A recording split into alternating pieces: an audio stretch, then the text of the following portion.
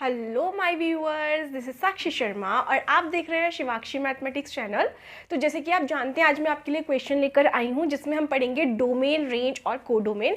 तो कल मैंने आपको रिलेशन पढ़ाया था, रिलेशन समझाया था, उसमें हमने पूरी चीज़ें पढ़ी थी। डोमेन भी पढ़ा था, कोडोमेन भी पढ़ा था, रेंज भी पढ़ा था कि क्या मतलब होता है इसका। ठीक है, तो उसी का आज एक क्वेश्चन करेंगे। कल भी मैं आपको करवा चुकी हूँ अपने उस वीडियो में, लेकिन कोई नहीं, आज मैं एक अलग से लेकर आई हूँ जिसमें हम केवल किसकी बात करेंगे, डोमेन, कोडोमेन और रेंज की ही बात करेंगे। और प्लस साथ साथ हम ये भी देखेंगे कि एरो डायग्राम को हमें कैसे बनाना होता है और किस तरीके का मतलब एक प्रॉपर क्वेश्चन आपको देखने को मिलेगा, है ना। तो वो क्वेश्चन आज मैं लेकर आई हूँ आपके सामने। तो चलो स्टार्ट करते, देरी किस बात की। लेकिन उससे पहले एक ही बात बोलूँगी, पहले आप मेरी वीडियो को देखिए। अगर आपको लगता है कि आपको समझ में आ रहा है तो प्लीज़ मेरी वीडियो को लाइक करें, सब्सक्राइब करें और बेल आइकन भी प्रेस करें, जिससे आपको मेरी वीडियोज़ की नई नई नोटिफिकेशंस मिलती रहे। तो चलो स्टार्ट करते हैं। क्या हमने देखा क्वेश्चन हमसे क्या कह रहा है ना। मैं हमेशा से एक बात बोलती हूँ कि जब भी हमें मैथ्स में क्वेश्चन करते हैं या किसी भी सब्जेक्ट में आप कर रहे हो, फिजिक्स में न्यूमेरिकल कर रहे हो, है ना, कुछ भी कर रहे हो, केमिस्ट्री में कर रहे हो, तो सबसे पहले आपको क्वेश्चन को समझना होगा कि वो क्वेश्चन आपसे क्या कह रहा है। अगर आप क्वेश्चन को ही नहीं समझ पाओगे तो फिर सॉल्व कैसे करोगे, है ना। तो सबसे पहले क्वेश्चन को देखते हैं वो हमसे क्या कह रहा है, उसके बाद देखेंगे कि उसको सॉल्व कैसे करना है। ठीक है, तो चलो स्टार्ट करते हैं। क्वेश्चन हमसे कह रहा है कि let a is equals to ये, यानी कि उसने आपको एक सेट दे रखा है।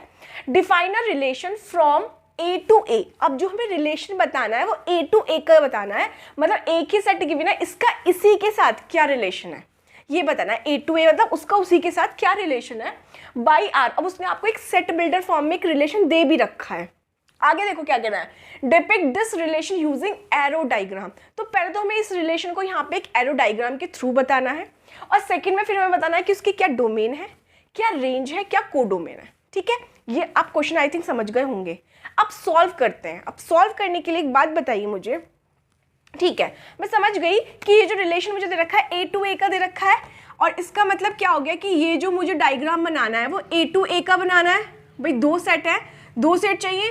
भाई रिलेशन के लिए हमें दो लोग चाहिए ना, कोई भी रिलेशन है, रियल लाइफ का या फिर आपका मैथ्स का, हमेशा हमें रिलेशन बताने के लिए दो बंदों की, दो चीज़ों की ज़रूरत होती है ना। तो मैंने देखा यहाँ पे दो मैंने बना लिए, डायग्राम में दो चीज़ें बना ली, तो मतलब ए टू ए का रिलेशन है ना। इसका मतलब क्या हुआ कि उसने मुझे कोई दूसरा सेट ना देके बोल दिया कि ए का ए के साथ ही रिलेशन है। इसका मतलब क्या हो गया बेटा कि इस वाले डायग्राम में भी हमारे यही एलिमेंट्स आएंगे और उधर वाले डायग्राम में मेरे क्या आएंगे, यही वाले एलिमेंट्स आएंगे। यही तो मतलब हुआ ए टू ए का रिलेशन का मतलब क्या हो गया।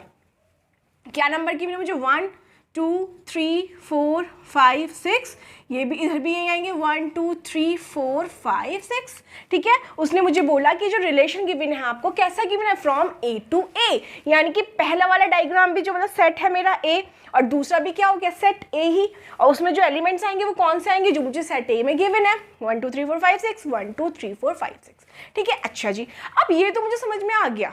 रिलेशन मुझे सेट बिल्डर फॉर्म में दिख रहा है, y is equals to x plus 1। लेकिन मुझे तो बिल्कुल खुल के पता होना चाहिए ना, मुझे तो पता चले कि भाई 1 का किससे रिलेशन है, 2 का किससे रिलेशन है, 3 का किससे रिलेशन है, वो कैसे पता करेंगे।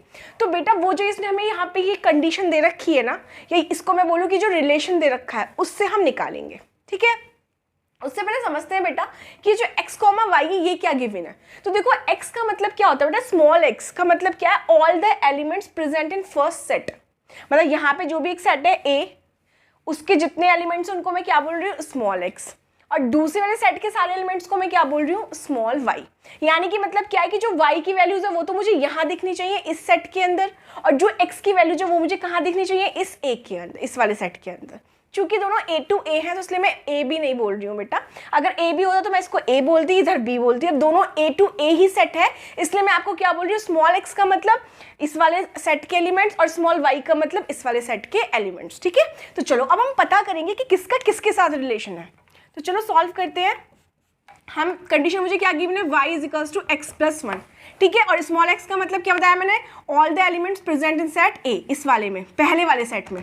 तो क्या क्या गिवन है मुझे, 1 2 3 एंड सो ऑन, कहाँ तक है, 6 तक। तो बेटा मैं क्या करूंगी, अब इस वाले रिलेशन में x की वैल्यूज रखती चली जाऊंगी, तो मुझे y में y की वैल्यू निकल जाएंगी। तो रखो x इज इक्वल्स टू, सबसे पहले 1 रखो, तो y की वैल्यू कितनी आ गई, 1 प्लस 1 यानी कि 2। अब मैं समझ गई कि ये जो 1 है, ये जो 1 है इसका y के 2 के साथ रिलेशन है। ठीक है। अब x इजिकल्स टू 2 रखो तो y इजिकल्स टू कितना आ गया 3, मैं समझ गई 2 का 3 के साथ रिलेशन है। अब x की वैल्यू किसके साथ 3 रखो तो y इजिकल्स टू कितना आ गया 4, यानी कि 3 की वैल्यू 4 है, यानी कि 3 का रिलेशन 4 के साथ है।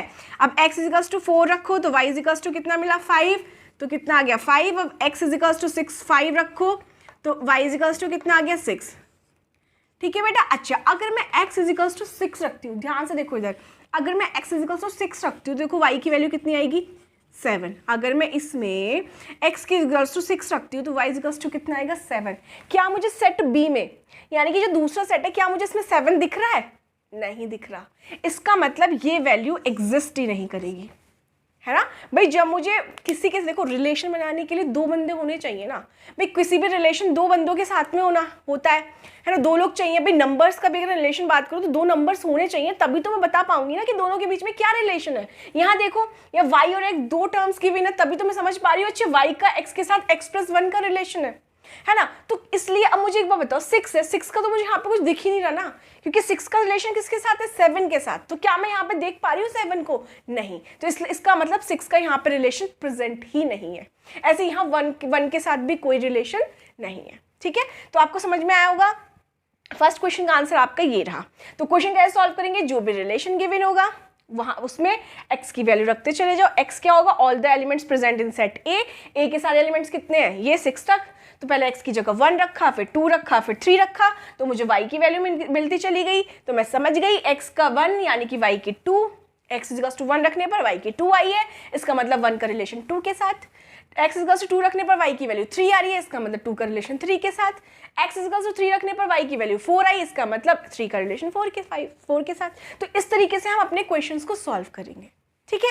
चलो, अब इसी को अगर मैं बेटा रोस्टर फॉर्म में लिखना चाहूँगी तो भी मैंने एरो डायग्राम से दिखाया। अब इसी को अगर मैं रोस्टर फॉर्म में दिखाऊं तो देखो कैसे दिखेगा। रोस्टर फॉर्म में हम कैसे लिखेंगे? हम लिखेंगे डायग्राम के थ्रू। कैसे? देखो, रोस्टर फॉर्म में अगर मैं रिलेशन लिखूं तो क्या हो जाएगा? मुझे साफ साफ दिख रहा है। रोस्टर फॉर्म का मतलब क्या? खुल के लिखना, साफ साफ दिखाई देना चाहिए किसका किसके साथ रिलेशन है। तो मैं दिख रही हूँ 1 का किसके साथ है? 2 के साथ, ठीक है जी। 2 का किसके साथ है? 3 के साथ। 3 का किसके साथ है रिलेशन? 4 के साथ। 4 का किसके साथ है? 5 के साथ। 5 का किसके साथ है? 6 के साथ। तो ये मेरा हो गया क्या? Roster form. बात समझ में आ गई? पहले क्वेश्चन का आंसर हम कर चुके हैं। उसने बोला एरो डायग्राम से दिखाइए रिलेशन को, दिखा दिया हमने एरो डायग्राम से, ठीक है जी। चलो, तो सेकंड क्वेश्चन करते हैं। उसने बोला मुझे डोमेन निकालना है, कोडोमेन और रेंज निकालना है। तो सबसे पहले डोमेन की बात करेंगे बेटा। तो देखो, डोमेन क्या होता है आपका? देखो, अब ये जो सेट ए होता है, मतलब सबसे पहला वाला सेट गिवन होता है बेटा, उसमें जिसकी इमेजेस बन रही होती हैं, इसको बोलते हैं क्या? Pre image.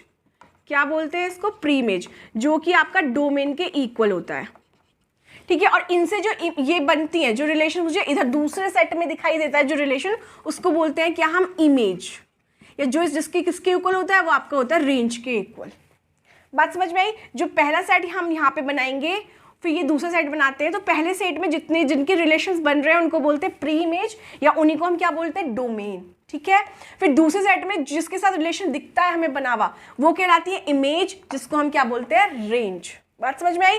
अच्छा, ये तो हो गया एरो डायग्राम से। अब अगर रोस्टर फॉर्म में मैं बात करूं तो बेटा जितने फर्स्ट एलिमेंट होते हैं, सभी ऑर्डर्ड पेयर के जितने फर्स्ट एलिमेंट्स हैं, वो सारे क्या कहलाते हैं? आपके डोमेन। उन्हीं को हम क्या बोलते हैं? Pre image. यानी कि 1, इसका 1, इसमें कितना है फर्स्ट लेटर? फर्स्ट एलिमेंट 2, इस ऑर्डर पेयर का फर्स्ट एलिमेंट 3, इस ऑर्डर पेयर का 4 और इस वाले ऑर्डर पेयर का 5। And this is your domain. है ना इजी? चलो, इसमें सेकेंड पार्ट करते हैं। सेकेंड पार्ट का मतलब क्या? रेंज। क्या निकालेंगे इसमें हम? रेंज निकालिए, बताइए मुझे फटाफट रेंज क्या क्या है, बताइए जल्दी से। मार्कर गिर गया था मेरा। चलो भाई बताओ रेंज क्या है। देखो, रेंज क्या होती है? इमेजेस मैंने बताई, या रोस्टर फॉर्म में समझे तो जो बेटा ऑर्डर्ड पेयर का जो सेकंड एलिमेंट होते हैं वो क्या कहलाते हैं? आपके रेंज। सेकंड एलिमेंट क्या? 2, इसका 3, इस ऑर्डर पेयर का सेकंड एलिमेंट 4, इस ऑर्डर पेयर का 5, इस ऑर्डर पेयर का 6। तो ये हो गई आपकी रेंज, जो कि हम यहाँ से भी देख सकते हैं, ठीक है जी। अब बात करेंगे किसकी? कोडोमेन की। तो कोडोमेन क्या होता है बेटा?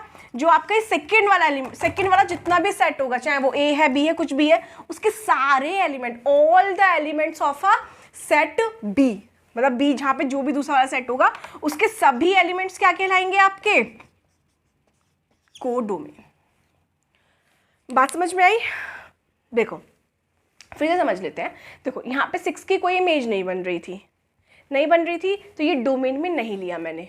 जिसकी कोई इमेज ही नहीं बन रही है ना, वो उसको मैं कैसे ले सकती हूँ? आप एक बात बताओ, है ना। डोमेन क्या होता है हमारा? जिसके रिलेशन मिल रहे हैं मुझे साफ साफ। जो डबल हैं वो डोमेन है, जो सिंगल है उसको रहने दो, है ना। जो सिंगल है उसको हमने डोमेन में नहीं लिया। ये सिंगल ही तो है बेचारा, इसका पार्टनर इसको दिखाई नहीं दे रहा।